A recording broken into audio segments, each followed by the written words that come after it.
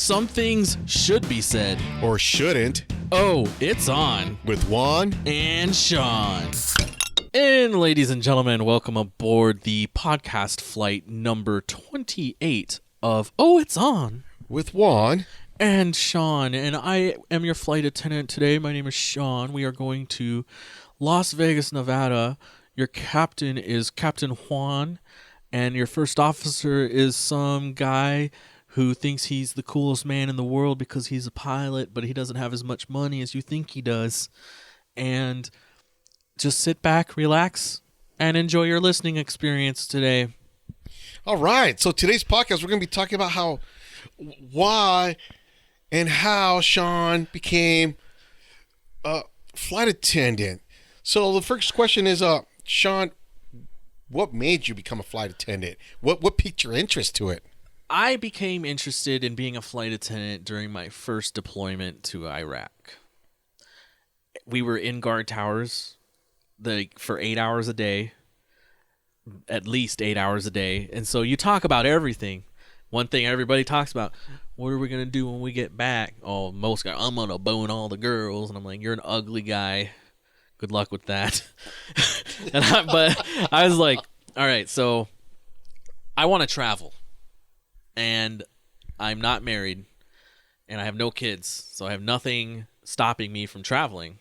Yeah. The only thing would be the money. Yeah. So I was like, all right, so I'm going to be a flight attendant. And then that's when everybody goes, are you gay? And I was like, what do you mean? Well, flight attendants are gay. I didn't even know this. And so I go to flight, and it's true. I went to flight attendant training, and like 90% of the guys that were there were gay. And I was like, whoa, this is a thing? But yeah, that's when I wanted to travel, and I was single, and I had no kids. Now, did you decide, okay, I want to be a flight attendant for this airline or that airline? Or did you have to go to a schooling for this? Or how did that work? I researched it. I bought this book by a lady named Kiki Ward. She was a flight attendant. It'll be on the blog post, bealofx.com/28. Wait, this is episode 28, not 29? Oops. I don't know what she was. I don't think she had a picture. Or she did, I don't remember. Because that name, Kiki Ward, sounds like she's probably from Hawaii and Asian. Yeah. I'm actually, now that you say that, I want to say she was from Hawaii or based in Hawaii. Hawaii sounds right. Okay. But, so I bought two books. And her book, I emailed her. I found out her contact, and she emailed me back, and she gave me, because her book was great. I did exactly what her book said, and within 2 weeks, I was a flight attendant.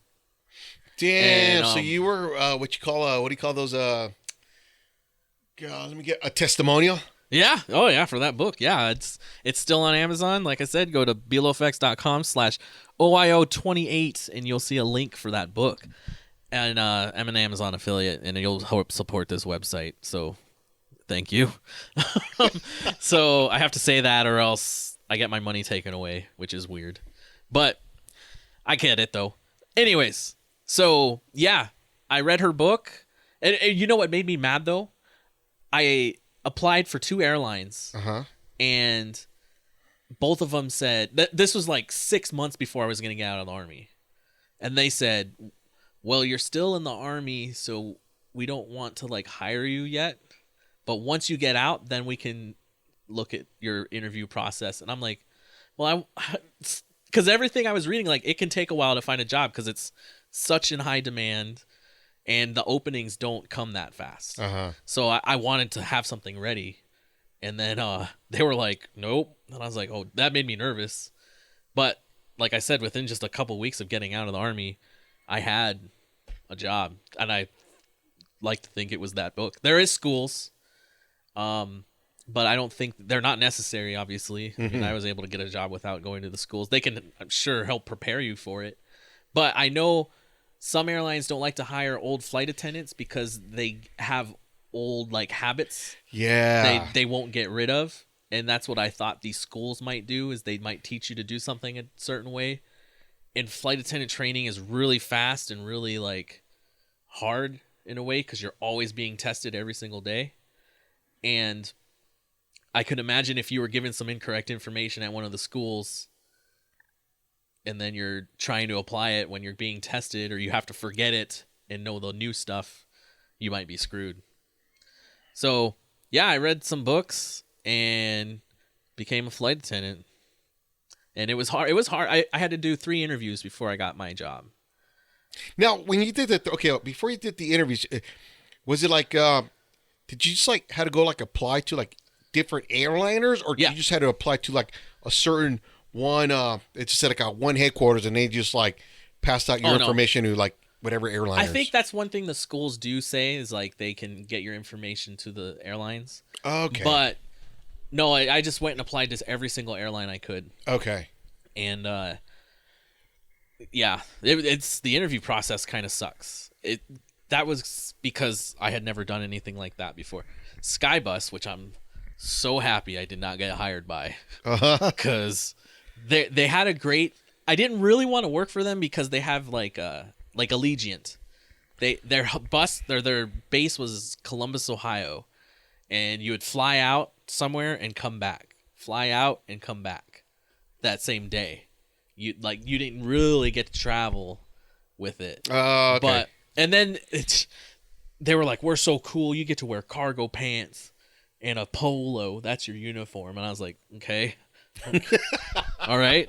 That doesn't look too professional." And then they're like, they were going to be like the lowest cost airline in the U.S., but the flight attendants were the ones that were supposed to push merchandise onto the passengers to sell, like watches and shirts. And I gave the dumbest speech. We were supposed to go up, and I was like, I went up there. I was a recruiter for the Army, and I kind of lied. Maybe that's why I didn't get hired. But I was like, if I can talk somebody into joining the Army, I can talk them into buying a watch. And I was like, I was a terrible recruiter because I'm not a salesman. But I thought part of me didn't care once I learned that about the airline, because then yeah, what's the purpose? I'm a salesman. I don't want to be a salesman. I want to be a flight attendant. damn. And you know what? And these people have nowhere else to go but just to be on that flight and hear you pitch. Here, let me show you this watch. What do you think about this watch? Yeah. Look at that. They had Tells these big time. old bright orange watches, I think. And then the second one was SkyWest. SkyWest is a great airline. They have the highest on-time departure and arrival rate in the U.S., I believe. And they're regional, for regionals anyway. But they're based out of Salt Lake City, which is like one of the most efficiently run airports. Like anything going through Salt Lake is usually on time anyway. Oh, wow. But the people, the interviewers for SkyWest were like, basically like, "Oh, none of you are good enough to work with us." And if I can give you any advice for interviewing, there was this lady there who was big. Juan, she was huge. How huge was she? She was sitting on 2 chairs, not just because it was by choice. Oh, God. I was like, what? Like, I walked in there and this lady has 2 chairs pushed together. Like, the chairs, they're lined up. Yeah. And there's like a couple inches between them. But then this lady's there and there's 2 chairs pushed together and she's sitting on both chairs. And I was yeah, I know. I was like, can you even fit in a chair on the plane? Was my first question. But she gets up there, dude. We're supposed to okay, so if you want to interview for these flight attendant positions, you have to be ready to go up in front of everybody and talk. That's going to happen. If you can't do that, don't worry about going, because you're going to have to do that. There was one girl I went to flight attendant training that had never been on a plane. So they hired her, but you have to be able to talk in front of people. So if you're in school or something, or you're young, start to get used to that. But this lady, they say, "Why do you think you'll be a great flight attendant?" Or some question like that. And she goes, "Well, I'm so good at managing my time. I have 5 kids, and they're all in activities, and I am the one that takes care of all of them. Like, I have one that needs to be at soccer at this time every day, and one that has this dance thing every day." And I'm sitting there basically thinking, you're telling them that you're going to leave your 5 kids? Yeah, that's what's going through her mind right now. It's like, wait a minute. Like, she went on for like 5 minutes about how important she is to her kids. And I'm just like, they're not going to hire you. Why would anybody hire you? I don't know about the equal opportunity stuff. Yeah. But if you have 5 young kids, and they're that big of a part of your life, how can they expect you to be focused on work? Because you'll be worrying about your kids. So don't talk about that kinds of thing. Like, even at regular job interviews, don't do that. But this job was going to have her away from home for half the time. And you know what? To me, that's still one of the dumbest fucking questions to ask. Because it's like, why are you going to be a great bar back? Why are you going to be a great... Why should we hurry? What makes you think you can be a great bartender, great bar back? And you know what, though? That Kiki Ward book, one thing she said is, you have to stand out because they're seeing hundreds of people for the same here's my position. response. Someone asked me, "Is like, what makes you think you're a great bartender?" Well, first of all, I don't take nothing personal. Second of all, I'm not gonna have a shitty attitude like all these bartenders and bar bags have, and I really don't care. I'm just here to make the company money. Bam, that's it. Oh, dang! I can't. No wonder why you got hired. He looked at me. He's like, "Oh, okay, you're hired." There was one thing that I said that I felt like made me stand out. They said, okay, so we're gonna have each of you come up and just tell us one of your heroes and tell us why that person is your hero. Did you use the mom or dad hero line? At least 2/3 of the people did, and it was funny because all of them were like, yeah, it's. Everybody says that, but my mom is the real hero. Like, and I'm like, okay. Like, 4 other people have already said like almost that exact same phrase. So I got up there. Guess what I said? What? Said one of the heroes of my life is a starving musician, or not starving. He's hungry. Like, he's hungry. He wants to be a musician more than anything. And I would go to his house, and he's always on his computer. He's always making beats.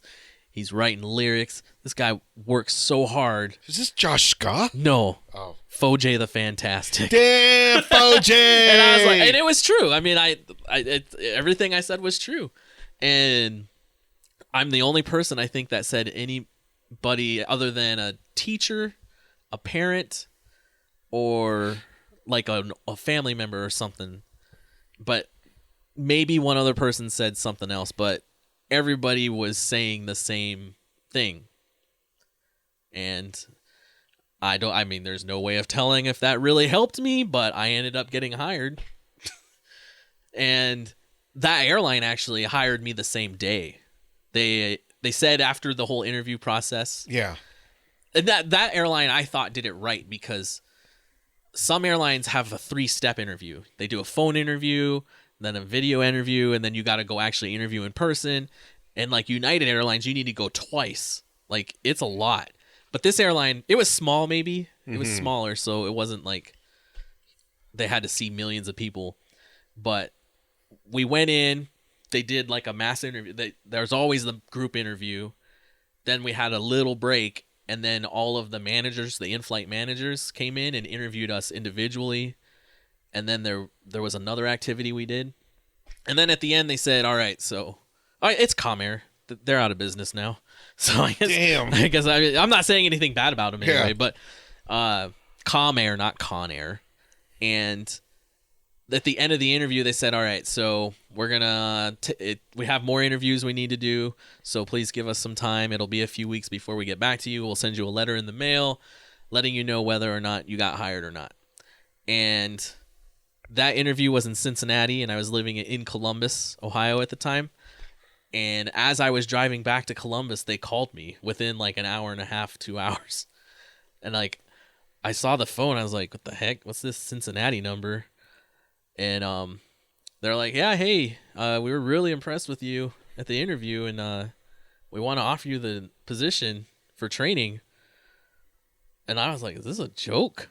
Like, did you say that out loud? No, I was just in my head. I was like, "What?"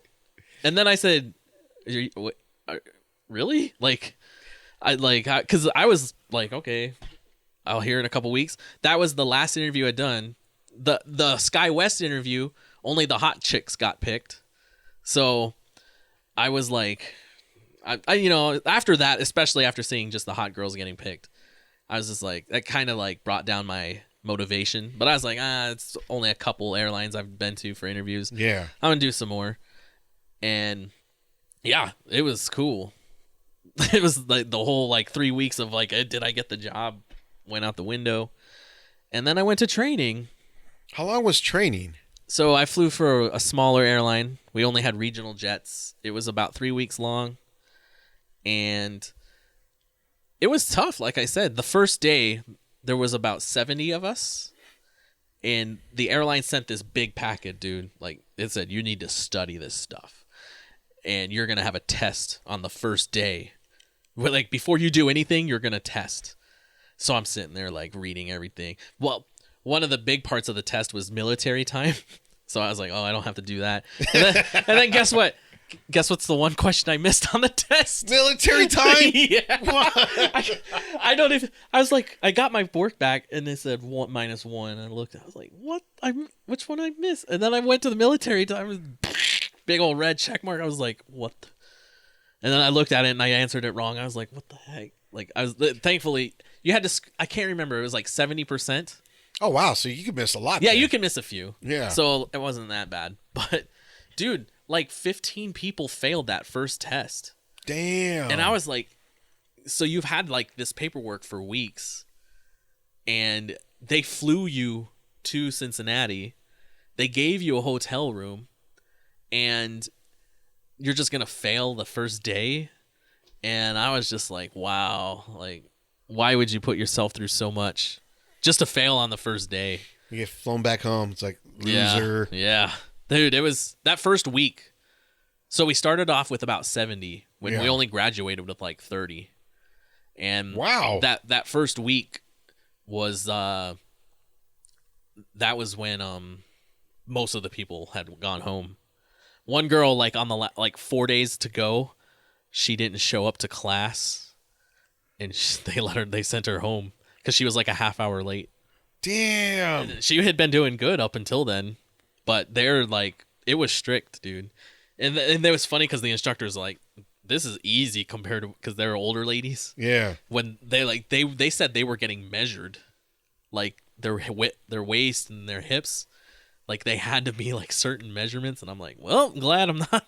That's what I was saying earlier. I was like, I'm glad that sometimes the equal opportunity is good. But yeah. I mean, if I didn't get picked, this was like I said, at Sky West, they picked all the hot girls. So I guess like the casinos here now, I mean, I guess these cocktail waiters are happy that there's a union house. Yeah. Oh yeah. Because now they don't have to be attractive. They don't be all fat and nasty looking. Yeah. But how do the casinos get away with hiring as models? Shouldn't the unions be upset about that? No, because as models, what it is like, because a lot of these like let's say like nightclubs or like these pool venues, they're independently contracted, so they're not part of the union. Oh, so that's why it's like, yeah, I need a model bartender chick. You got to look good. Huh. So yeah, there's not that much in America anyway. I'm jumping ahead a little bit here. So I finished training. We had to do these observation flights. And the first lady I got, she's like, I'm so sorry. What? I'm sorry. I hate my life. I hate this job. I hate the passengers. I was like, in my head, I'm like, what are you doing here? Like, and she's like, after years of doing this, you're going to feel the same way. And she was not small. And she just looked like a miserable person. And it was so funny, dude. That was my first flight, my first observation flight. I was just there just to watch. I didn't have to do anything, right? Yeah. Dude, we're going. She's got the cart, and she's putting stuff on the cart, and she's pushing it out to go do the service of the food and snacks. Dude, the plane went, pop, pop, pop, pop. We got turbulence, and she fell down. Damn! And I like laughed. I was like, this is what you get. Like, you shouldn't be so negative. And she ate it, dude. It was so funny. God. But yeah, dude, 90% of the training was was safety related. And then the last like 10% was customer service. And it's funny because that's all you hear about is customer service. that's what you think the job is because they're always just in front of people. Yeah. But then, like, every single flight, there's all these checks you have to make in the plane with the safety equipment. Like, when you get there, you have to go check the fire extinguishers. You have to, and then there was all the... Wow, there's actually fire extinguishers in the plane? Yeah. There's water extinguishers and halon extinguishers.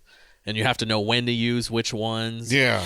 And then there was all the medical training, which, oh God, I was in like 4 medical emergencies. Thankfully, there was always a nurse or a doctor on the plane. Yeah. So I didn't have to like do anything. Damn. And I had one lady on my flight. And it was so weird because the medical emergencies, and I didn't tell people this while I was flying, but they always happened within like 3 feet of me. And even when I was done flying, when I was flying to DC one time for a wedding, we were flying to Philadelphia, and like I fell asleep in my seat, and I get woken up, and this flight attendant's just going, "Are you okay? Are you okay? Are you okay?" I'm like I look around, and the lady in the aisle across from me, in the seat from me, she passed out, and like so I'm like, "What the heck? Am I cursed?" But dude, it was so funny. This flight attendant was like, "I hope you get fired." She wasn't moving. She wasn't moving, and he had her by the shoulders, and he was just shaking her, going, "Are you okay? Damn, are you okay? So you're supposed to shake somebody?" I don't know, dude. I was sitting there like I thought I was dreaming. That's why I woke up. I was like, "What's going on?" And he was just, "Are you okay? Are you okay?" And I'm sitting there like he's hitting me. Because he's shaking her, and the aisles aren't huge. Yeah. And then other flight attendants start coming up, and they're trying to maneuver around. And I'm sitting there like, are you all going to ask me to move? Because I'm in the way. I was literally in the way of what they were trying to do. And so I said, "Move out of the way. I'm getting out of here." And I just got up, and I went, and there was an exit row like 8 rows up. And they're all like, I was like, why are like 4 of you trying to figure this out? That flight attendant guy should have been out of there. He was wrong on almost every single part. Because the husband's like looking at him like, "What are you doing?" There was a woman, and her husband was like, "What are you doing?" And they were from France. And he spoke just a little English. So, and I'm pretty sure this guy sitting there shaking his wife, yelling, "Are you okay?" like did not help any situation. And they tell you in flight attendant training, you have to be the epitome of calm, because if something starts to go wrong, everybody looks at you. Yeah. And if you're not calm, all you're going to do is set off like a chain of reaction of just insanity. And that's true. One time I was flying over DC, and the pilot calls me, dude. I don't know if I told you this story. This story is wild. So we're flying over DC, and he's like, "Hey, Sean, so the right half of the plane is shut off, so we're going to have to land here in DC." And I'm like, "What do you mean the right half of the plane is shut off?" Like, I was just like, "Okay. Is this an emergency landing?" He's like, "No, we can land. Just the right half of the plane shut off, so we're fine." I'm like, "So we're missing an engine? The first officer doesn't have any instruments?" Like, I didn't know. I don't know. But he was really cool about it, so that helped me. And he's like, "Do you want to tell the passengers?" I'm like, "No." You're gonna, because you always want the captain, to talk, because they're not gonna listen to you. You're just a flight attendant. Yeah, they're gonna be like, "What are you talking about? Yeah, where's the pilot?" And I was like, "Nope, you can do it." And so I started to put away the galley, the snacks and everything, because we were going to be landing pretty shortly. And he goes, "Ladies and gentlemen, I hate to be the bearer of bad news, but the whole right half of the plane is shut off." I was like, he just said that? Usually they're pretty tact. Like, they might not say exactly what's going on, but then don't not say what's going on. Like, yeah, like you tell a whole bunch of people, "Hey, half the plane's dead," that might make them freak out. And he said it, and I froze. I was like, "What?" But I was facing away from the passenger, and so I was like, nope, Sean, you gotta look cool. So I turned around and just looked at everybody. Dude, everybody's eyes were like this. They were, Give they a looked thumbs like, up. oh yeah, no, I was like, yeah, we're good. Like, but it looked like the coyotes when he sees the hot girls, the old cartoons. Yeah. All their eyes are like sticking out like a foot. I was like, oh jeez. But yeah, that was the one thing about training. I was like, you gotta remain calm, remain calm, remain calm. Even if the plane's going down and you're gonna crash, you have to remain calm. Ladies and gentlemen, we're gonna terrorize right now. Yeah. We're gonna hit hard. Yeah. Just put on your little air mask and just follow procedures. I'm gonna just buckle myself up here. Yeah. See you on the way down. They told us this one story of a flight attendant that during the emergency evacuation training, she was just like, it's just, so you say sit and jump, because there was smaller planes, so there wasn't the slide. So you have to say sit and jump. So instead of just jumping out, you're telling people to take a seat. So you jump, and then it's not as far of a fall. And one flight attendant started yelling, sit and spin, sit and spin. She was so nervous. Like, what? That doesn't even make any sense. But yeah, no, training, especially for the bigger airlines, because they have a lot more planes, because you have to be like certified on every plane. So you got to get tested on every plane. And some airlines you have to jump into a pool with the jump seat, or with the seats. You know, they always say pull up the seat. And my airline didn't fly over oceans anymore. Mm-hmm. They were like mainland U.S. and Canada. Well, they did a few flights to the Bahamas, but my friends that ended up going to bigger airlines said like that seat is like 10 life jackets. Like that thing will not sink. Like no matter like what you put on it. So if you're worried about a water landing and you're worried about the life vest, if you have one not working, like don't worry, that seat's gonna keep you up. Wow. Yeah, I never would have thought of such a thing. Just remember, you're holding about 10,000 beer farts in your face when you're doing it, but but don't think about that, because you're about to drown and die. Yeah. If you're not hugging those beer farts. Especially these damn cold waters. Yeah. And it was cool though, dude, because we got paid during the whole training. We were putting a Holiday Inn, and like every Tuesday night, the Holiday Inn had like their elite members night, which the hotel was cool with us just going down and eating all the food and stuff. Really? Yeah, it was pretty cool. And they had shuttles that ran us to the training there and back every day, and it was a great experience, honestly. During the training, were you guys able to go out on a town or like? Well, not really, just because, dude, like for 8 to 10 hours, you were bombarded with all this information, and then you were tested on it the next day. Okay. So it was maybe towards like the last week, it had slowed down, where we would go out to like the local strip malls and stuff. Like there was tests every day for like 2 weeks, and then it became like every other day. Mm-hmm. So we kind of did. That's part of the reason some people didn't make it, because they went out those first weeks and tried to party and drink, and they didn't study. They're like, yeah, we're flight attendants now. Yeah. They're not going to let us fail. But yeah, dude, if you failed one test, you got one retest. If you failed that, you were done. And then if you passed it, the next time you failed a test, you were done. So it's no joke. Wow. Like it was harder. I want to say it was harder than basic training, because at basic training you just had to like be physical. Yeah. But in flight attendant training, it's all mental. You actually have to like. So you were certified in what do you call it? In first aid, like CPR and all that stuff, certifications. Do you have to get any of those, or? I don't know if we were officially certified in any of it. Maybe we were. I can't remember. I know we did a lot of classes, and every year you have to do what's called recurrent. And you basically are going through training for like 2 or 3 days again. You have to go. You have to test out. You have to.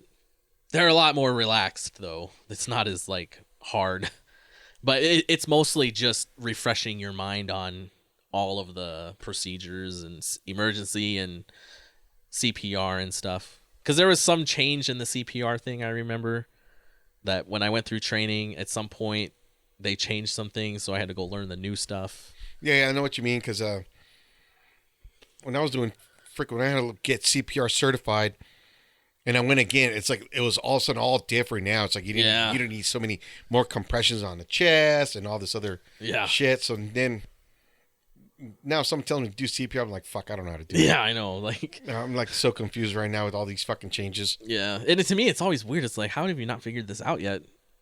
Yeah, like we've been how many hundreds of years probably been doing this.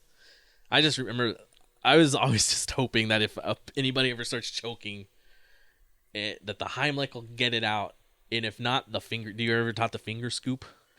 Yeah. Like before you start doing compressions and stuff, you gotta like open their jaw and just stick your finger. What about like punching someone in the gut?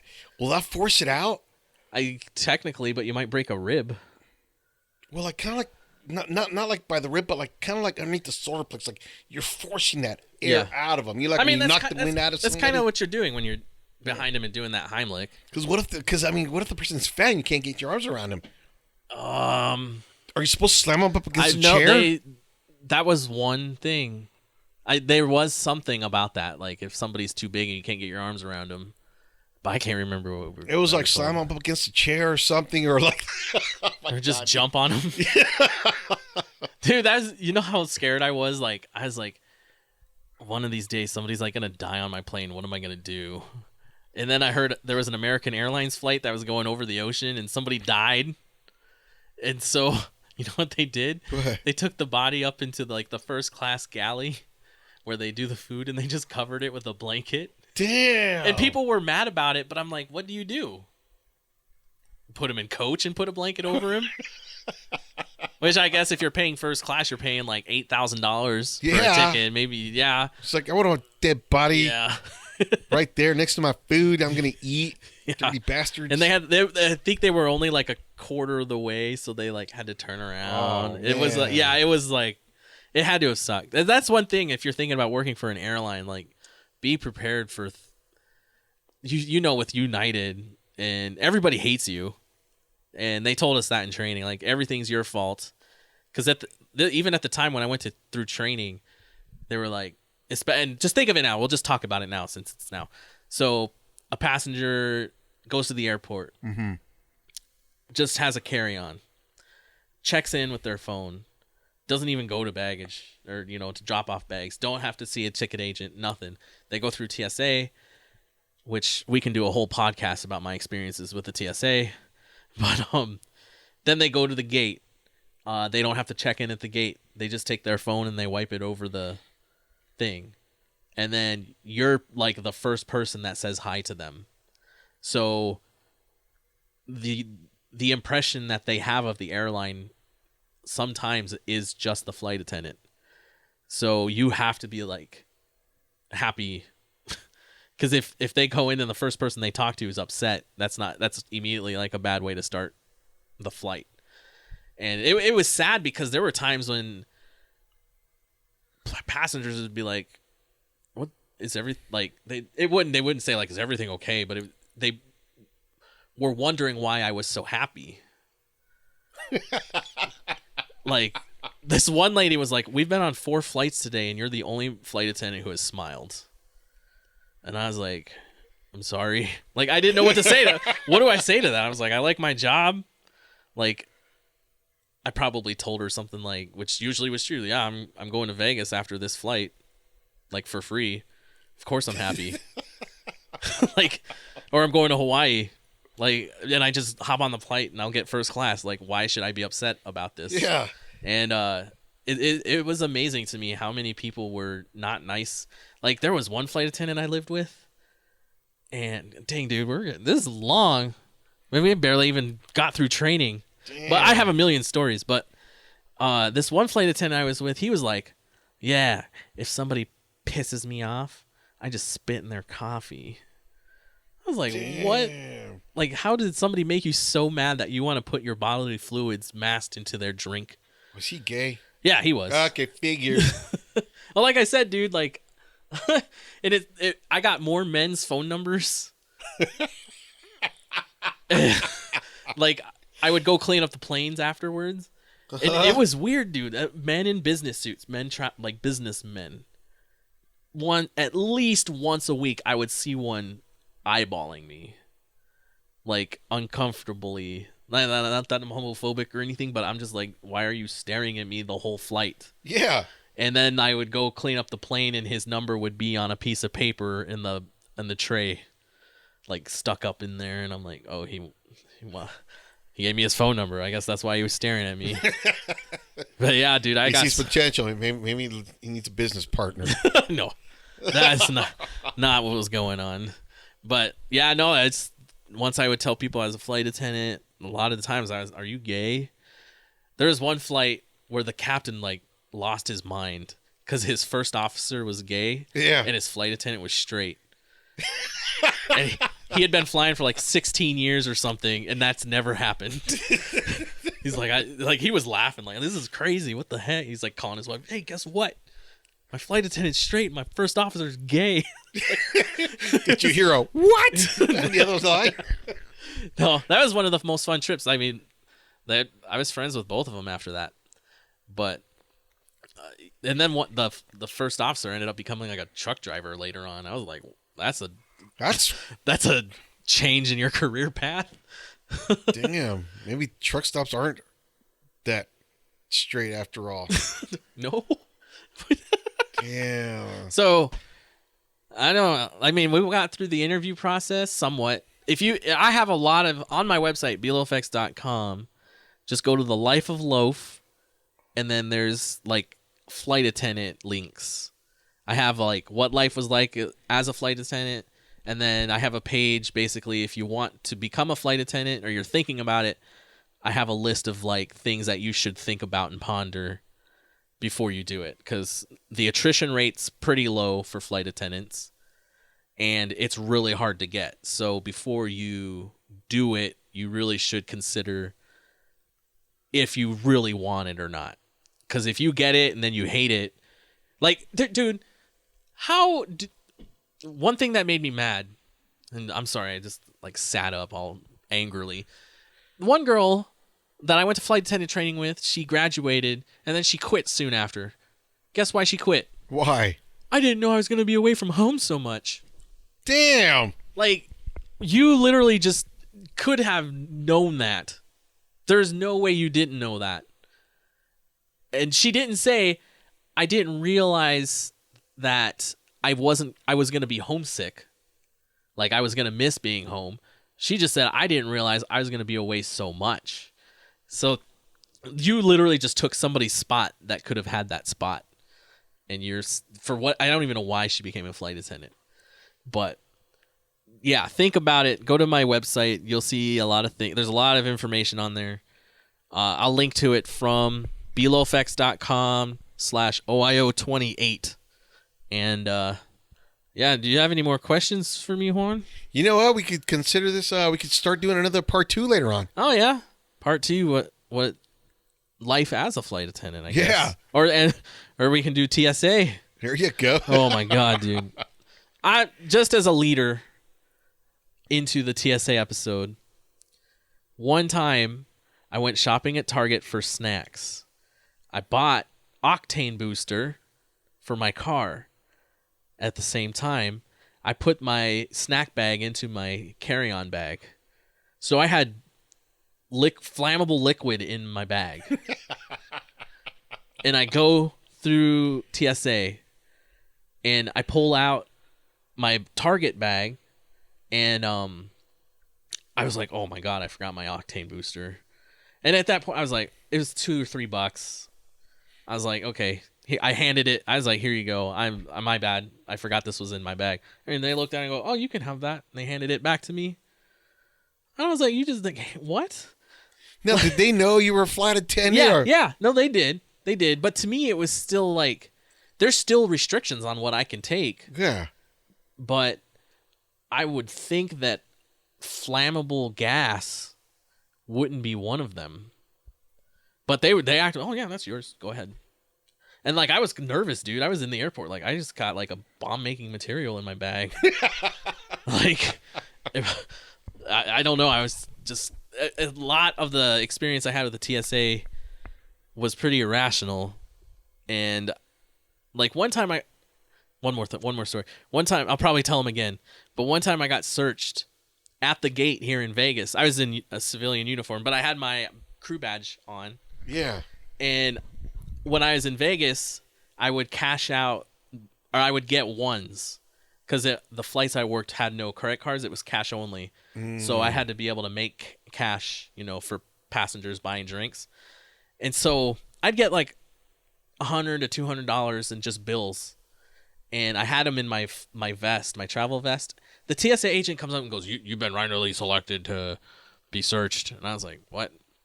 Okay. I'm looking at my crew badge, like, okay. And he grabs he's patting me down, and he grabs my vest where all the like $200 worth of ones were. Uh-huh. And he froze. And he squeezed it again. And he let go. And he's looking like that way. Like he's just looking to the left. And he lets go, and he squeezed it. He squeezed it like 4 times. And I was literally about to say, "Dude, it's just money. Do you need to see it?" And then he goes, "Okay." And then he like continued his pat down. And I was like, what did this do? What's the point? There's 3 TSA agents randomly searching people that have already been searched. Yeah. So, yeah. So stay tuned for that. Like I said, blowfx.com /OIO28. Let us know. Are you a flight attendant? Do you have flight attendant stories? I know there's a lot of books out there flight attendants have tried to write with all their crazy flight attendant stories. And when we do our part 2, we'd love to read some of your stories if you will have it. Go ahead and contact us on Twitter @OIOPod or on Facebook @OIOPod. Send them a message. It's on pod@gmail.com, or you can just leave comments below. Or if you have any questions, if you're thinking about becoming a flight attendant, like I said, go to my page or just ask. We'll talk about it next time. And until then, remember, if the plane's going down, stick your head between your legs and kiss your ass goodbye. And the microphone might be on.